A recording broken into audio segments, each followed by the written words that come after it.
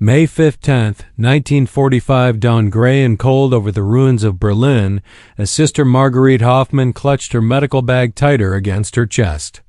The sound of American tanks rumbling through the rubble-strewn streets had grown steadily louder throughout the morning, and now the inevitable had arrived at the doors of St. Elizabeth Hospital.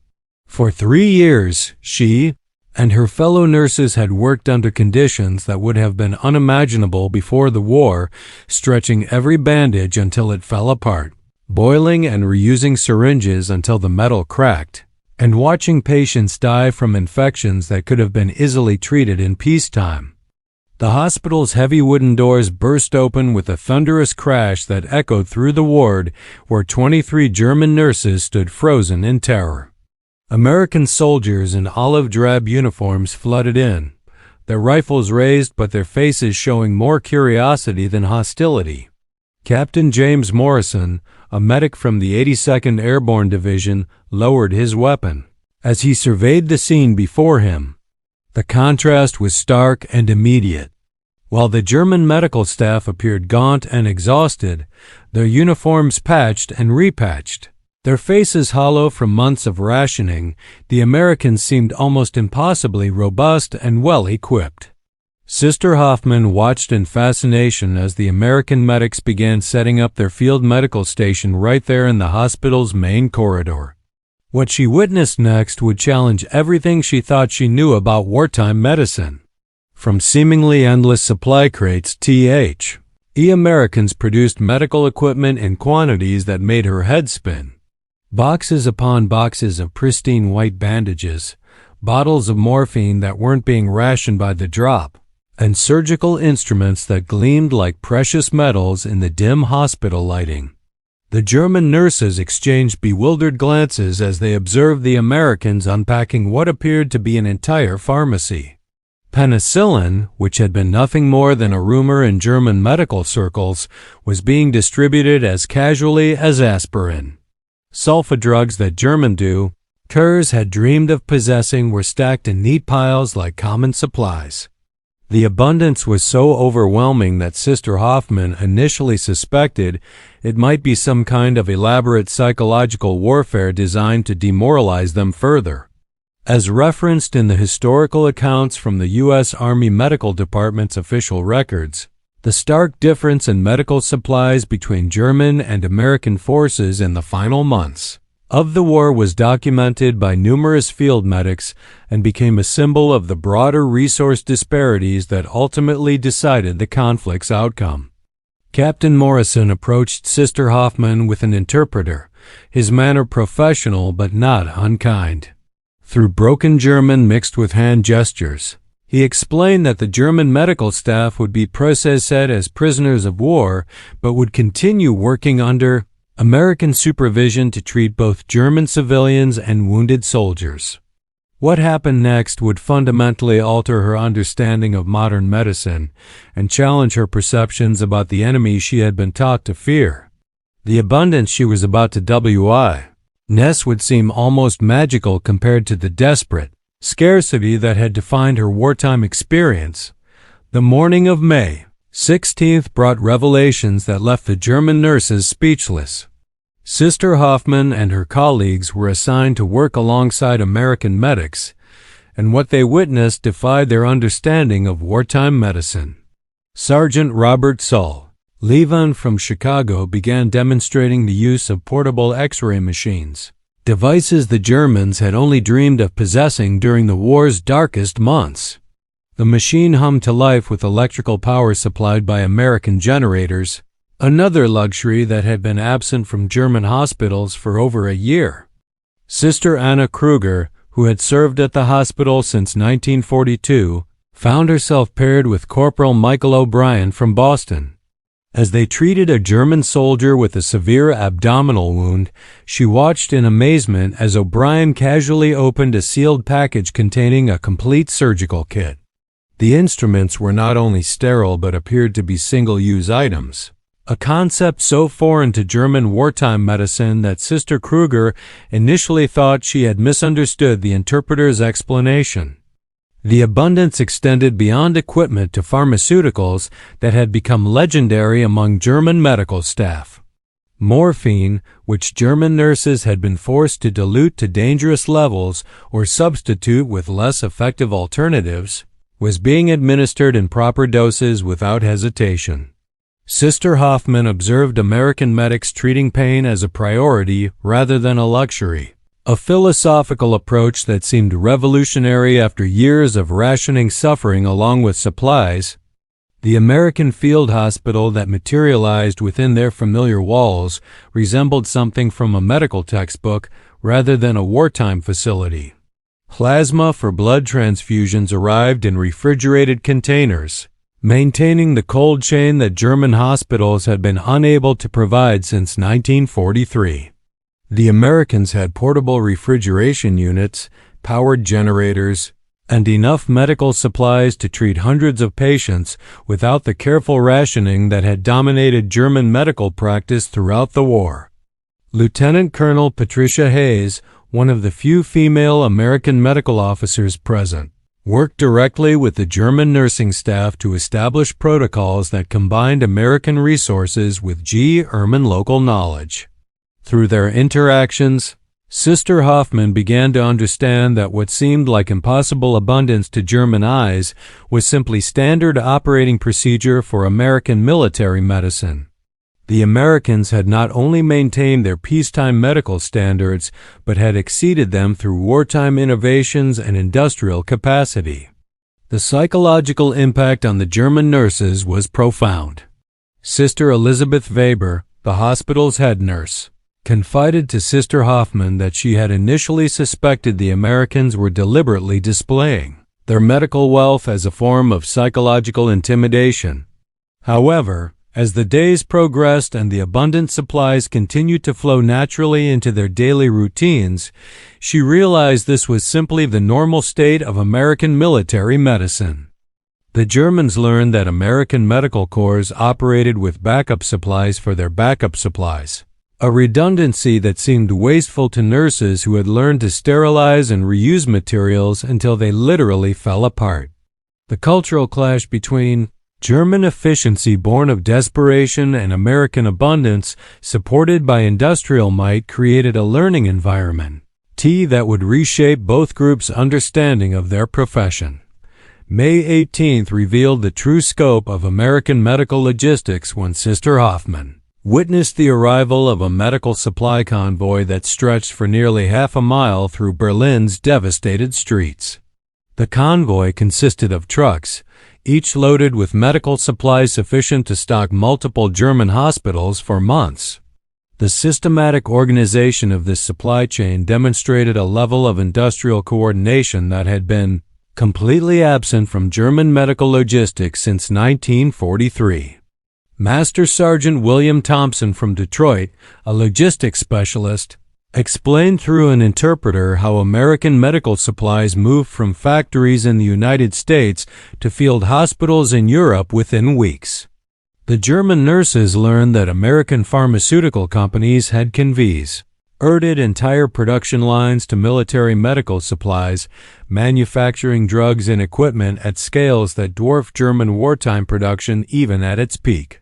The concept of mass-producing medical equipment as if it were military hardware represented a fundamental shift in how modern warfare supported its medical corps. Sister Hoffman observed as American medics casually discarded materials that German nurses would have cleaned, sterilized, and reused multiple times.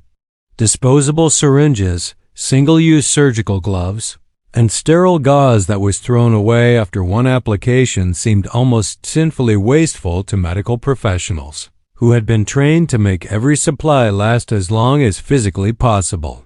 The abundance challenged basic assumptions about medical economy and resource management that had been drilled into German nursing education.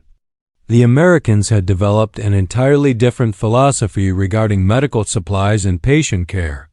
Rather than rationing materials to extend their availability, American military medicine prioritized optimal patient outcomes regardless of supply consumption. This approach was supported by an industrial base that could replace consumed supplies faster than field hospitals could use them. The German nurses struggled to adapt to this mindset after years of making impossible choices about resource allocation. Captain Morrison explained that American medical supply chains included multiple redundancy layers designed to prevent shortages under any circumstances. If one supply line was disrupted, alternate routes would automatically activate. If certain medications became unavailable, equivalent alternatives were immediately substituted.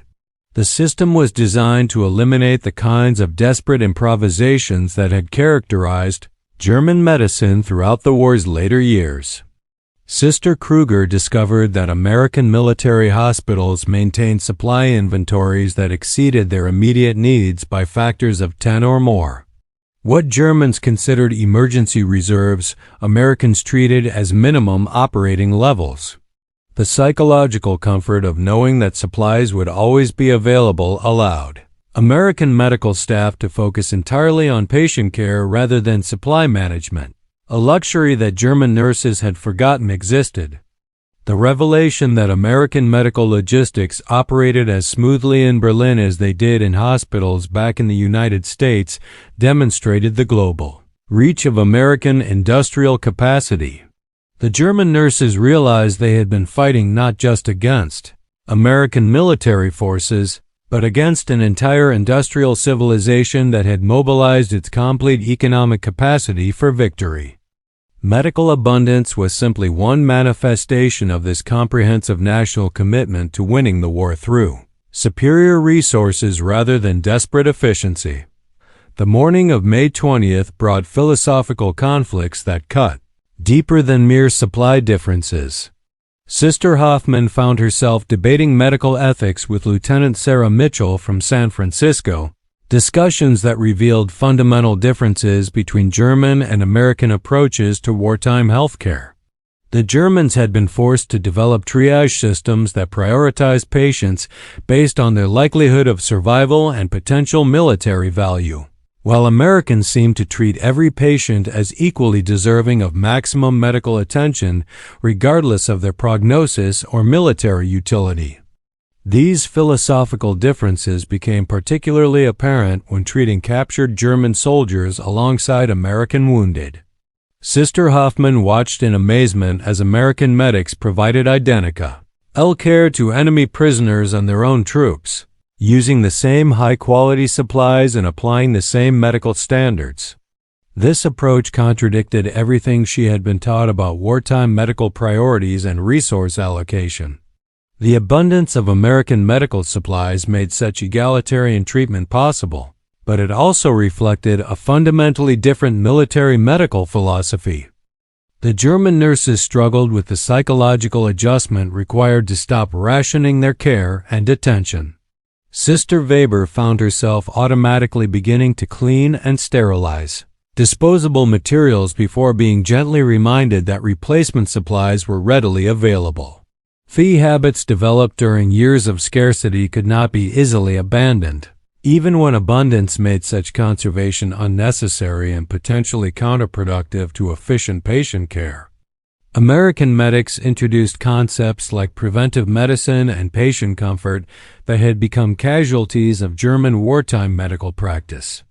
The Americans maintained detailed medical records, conducted regular health screenings, and allocated resources for non-emergency medical care that German hospitals had been forced to abandon years earlier. The comprehensive nature of American military medicine extended far beyond emergency trauma care to include psychological support, dental care, and health maintenance that treated soldiers as valuable human resources rather than expendable military assets. The cultural exchange worked both ways as American medics learned German techniques for maximizing limited resources and improvising medical solutions under impossible conditions. Sister Hoffman's expertise in sterilizing and reusing materials that Americans would discard provided valuable lessons for situations where supply lines might be disrupted. The German nurses' experience with creative medical improvisation complemented American abundance, creating hybrid approaches that combined the best elements of both medical traditions. Religious and cultural differences complicated these medical collaborations. Many German nurses had been influenced by wartime propaganda that portrayed Americans as culturally inferior and medically backward. Beliefs that were challenged daily by the evidence of American medical sophistication and humanitarian treatment. The cognitive dissonance between propaganda and reality forced painful reassessments of beliefs that had sustained German morale throughout the war's darkest periods. Language barriers initially complicated medical cooperation, but the universal language of healing gradually bridged cultural divides. Sister Hoffman discovered that medical compassion transcended national boundaries and political ideologies. American medics demonstrated the same dedication to saving lives that motivated German nurses, revealing shared professional values that had been obscured by wartime propaganda and national hostility. By May 22nd, personal relationships had begun forming between German and American medical personnel that transcended their official prisoner-captor status. Sister Hoffman found herself genuinely impressed by Sergeant Sullivan's technical expertise and humanitarian approach to patient care. These personal connections challenged preconceived notions about American character and competence that had been shaped by years of wartime propaganda and limited information about enemy capabilities. The German nurses began adopting American medical techniques that improved patient outcomes in ways they had not previously imagined possible. Sister Kruger learned American wound care protocols that reduced infection rates dramatically compared to German wartime practices. The availability of abundant antiseptics and sterile materials made these improved techniques practically achievable rather than merely theoretical ideals. The integration of American methods with German medical knowledge created hybrid approaches that benefited all patients regardless of nationality. Personal stories emerged that humanized both sides of the conflict.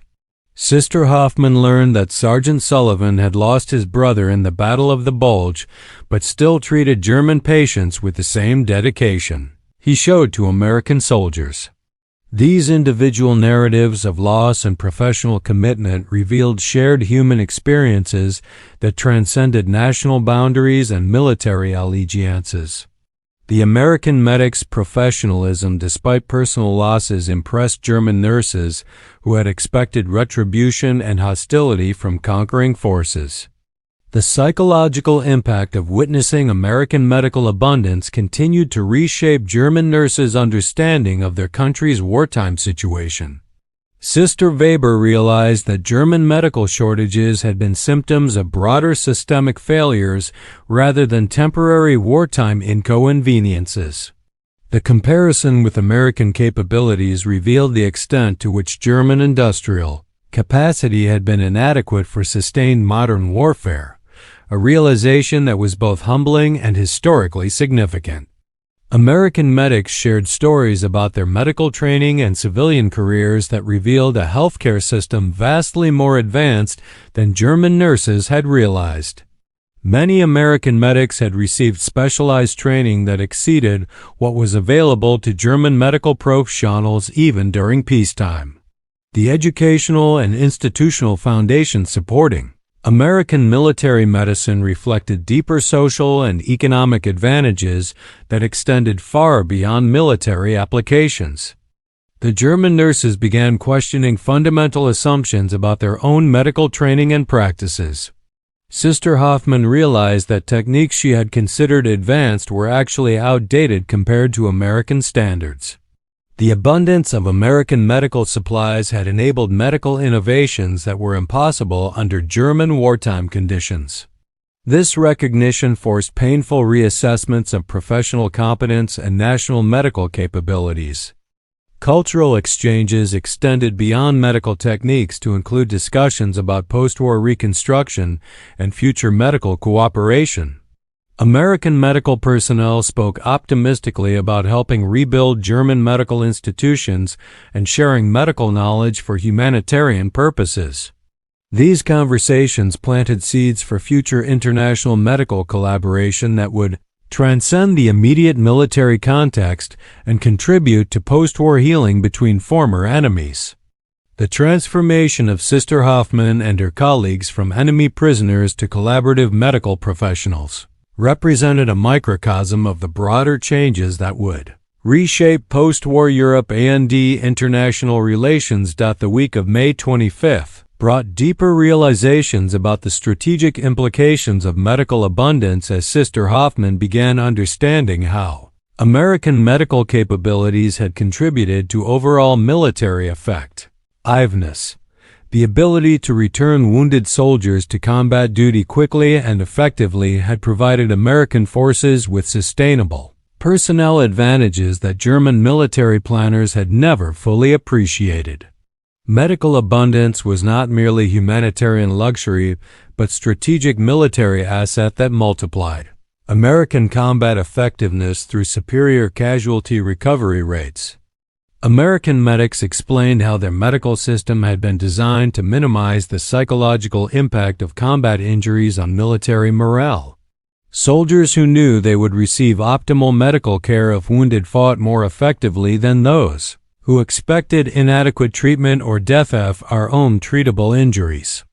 The German nurses realized that medical abundance had served as both practical military advantage and psychological warfare tool that maintained American fighting spirit throughout prolonged campaigns. The economic implications of American medical abundance became apparent as Sister Hoffman learned about the industrial mobilization that supported military medical logistics. American factories had seamlessly converted from civilian medical supply production to military medical equipment manufacturing, demonstrating industrial flexibility that German war economy had never achieved. The ability to maintain both civilian and military medical standards simultaneously revealed economic capacity that dwarfed German wartime industrial output. Sister Kruger discovered that American medical research had continued advancing throughout the war years, producing innovations like improved antibiotics and surgical techniques that benefited both military and civilian populations. German medical research had been severely constrained by resource shortages and personnel diversions to military service, creating technological gaps that would take years to close even after hostilities ended. The Americans had maintained peacetime medical advancement while simultaneously supporting unprecedented military medical operations. The international implications of American medical capabilities extended beyond immediate military applications to post-war reconstruction and humanitarian assistance.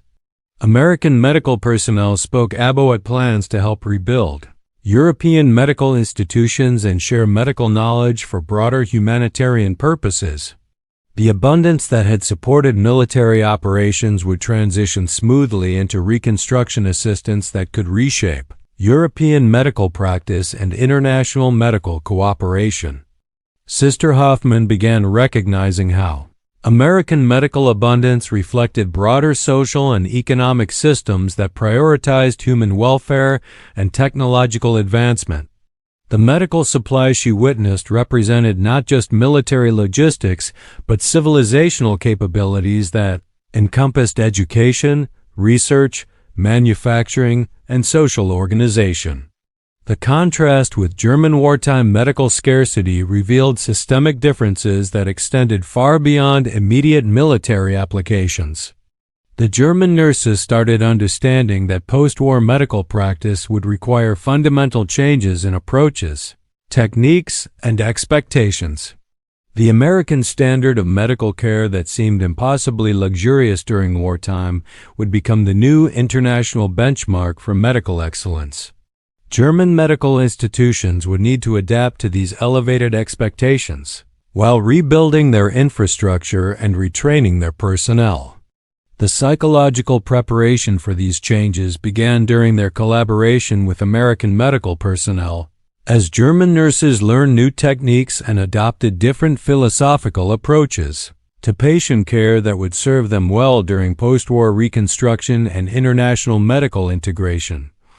June 1st revealed the full extent of technological gaps between man and American medical capabilities as Sister Hoffman witnessed American medics using electronic monitoring equipment that seemed almost magical compared to German medical technology. Portable electrocardiograph machines, electronic blood pressure monitors, and radio communication systems for medical evacuation represented technological sophistication that German medical services had never approached even during peacetime operations. The Americans had developed integrated medical systems that combined multiple technologies to optimize patient care efficiency. Medical evacuation helicopters, which German nurses had never seen before, would transport critically injured patients from battlefield to surgical facilities within minutes rather than the hours required by ground transportation. This technological integration had revolutionized battlefield medicine by dramatically reducing the time between injury and treatment, improving survival rates for injuries that would have been fatal under German medical evacuation systems. American medical communications technology enabled coordination between medical facilities that was impossible under German wartime conditions. Radio networks connected field hospitals, evacuation units, and supply centers in real-time communication systems that optimized resource allocation and patient movement. Sister Kruger learned that American medical logistics operated with information systems that tracked patients, supplies, and personnel with precision that eliminated the chaos and uncertainty that had characterized German wartime medical operations. The technological sophistication extended to medical record-keeping and administrative systems that seemed impossibly advanced compared to German medical documentation practices. American medics used standardized forms, coding systems, and statistical analysis to optimize medical care delivery and identify areas for improvement. This systematic approach to medical administration represented a level of organizational sophistication that complemented their technological advantages and supply abundance. Sister Hoffman discovered that American medical technology development had been accelerated by wartime requirements but built upon peacetime research, foundations that had been maintained throughout the conflict. German medical research had been severely constrained by resource shortages and personnel diversions, creating technological gaps that would require years of intensive development to close. The Americans had not only maintained their technological advancement, but had accelerated it under wartime pressure. The integration of civilian and military medical technologies had enabled Americans to develop innovations that benefited both populations simultaneously. Medical advances developed for military applications were immediately adapted for civilian use, while civilian medical innovations were rapidly incorporated into military medical practice. This seamless technology transfer had accelerated American medical advancement while German civilian and military medical development had been artificially separated by resource constraints. Electronic medical equipment required electrical power infrastructure that Americans had maintained throughout their military operations. Portable generators, power distribution systems, and electrical maintenance capabilities enabled American medical units to operate sophisticated equipment anywhere they established medical facilities. German medical services had been increasingly constrained by electrical power shortages that made electronic medical equipment impractical even when available. The technological gap represented not just immediate military disadvantage but long-term challenges for German medical modernization that would require comprehensive reconstruction of medical education, research, and industrial capabilities to address effectively. June 15th. Exactly 1 month after Sister Hoffman's first encounter with American medical abundance, brought reflections on the transformative experience that had fundamentally altered her understanding of modern medicine and international cooperation. The German nurses who had initially viewed American medical practices with suspicion and disbelief had become advocates for adopting American techniques and standards in post-war German medical reconstruction. Their first-hand experience with American medical capabilities had converted former enemies into collaborative partners in humanitarian healing. The lessons learned extended far beyond immediate medical applications to encompass broader insights about industrial capacity, social organization, and national priorities that would influence German reconstruction and European integration. Sister Hoffman realized that American medical abundance had been made possible by social and economic systems that prioritized education, research, and technological advancement during both peacetime and wartime. These systemic advantages could not be quickly replicated, but provided models for long-term German development. The personal relationships formed between German and American medical personnel had created networks of professional cooperation that would continue into the post-war period. Sister Kruger maintained correspondence with several American medics who provided guidance on implementing American medical techniques in German hospitals. These personal connections facilitated knowledge transfer and international medical collaboration that transcended former military hostilities. The psychological impact of witnessing American humanitarian treatment of former enemies had challenged German assumptions about American character and intentions. The professional respect and personal kindness shown by American medical personnel had demonstrated possibilities for reconciliation and cooperation that seemed impossible during the war's bitter final months. These experiences contributed to broader German acceptance of American occupation and reconstruction assistance. The medical innovations and techniques learned from American medics were being implemented in German hospitals as they resumed civilian operations. Improved infection control procedures, advanced surgical techniques, and patient care protocols that had seemed impossibly luxurious during wartime were becoming standard practice as supplies became available through American assistance programs. The elevation of German medical standards reflected broader improvements in living conditions and social reconstruction. Sister Hoffman's experience had prepared her for leadership roles in post-war German medical reconstruction, where her knowledge of both German medical traditions and American innovations made her valuable in bridging cultural and professional differences. Her bilingual communication skills and cultural sensitivity enabled her to facilitate cooperation between American advisors and German medical personnel during the critical Reconstruction period. The historical significance of their experience extended beyond individual transformation to represent broader themes of reconciliation, cooperation, and shared humanitarian values that would shape post-war international relations. The medical collaboration between former enemies demonstrated possibilities for overcoming national hostilities through shared professional commitments and mutual respect for human dignity.